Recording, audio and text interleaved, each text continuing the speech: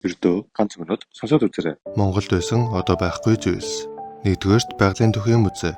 1924 онд үндэсний музей гэдэг нэртэйгээр байгуулагдаж, 1930 онд уг барилгад нүүн орж, 1956 оноос 91 онд Улсын төв музей гэж нэрлэгдэж, 1992 оноос байгалийн төхийн музей гэдэг нэртэй болсон билээ. Уг музейд газар зүй, геологи ашигт малтмал, урмал амьтны аймаг, палеонтологийн олбор, хүн судлал, Монголын төвтэй холбоотой үзмрүүд байдаг гэсэн бөгөөд одоо үед бүх үзмрүүдийг нь өөр газар байршуулж, барилгыг нь нурааж оронд нь Чингис хааны музей баригдсан билээ. Хоёрдугаарт Монгол Ардын хувьсгал намын төв байр. 2008 оны 7 сарын 1-ний өмнөд 5 хүн амь алдаж, олон зуун хүн шархтаж, өргөдөж бас хэлмэгдэн Монгол Ардын хувьсгал намын төв байр шатаж, тавилгын тогшин нэвдэрч бас тоногдсон 4 хоногийн онц байдал зарласан түүхэнд тэмдэглэгдсэн хар өдөр болсон билээ.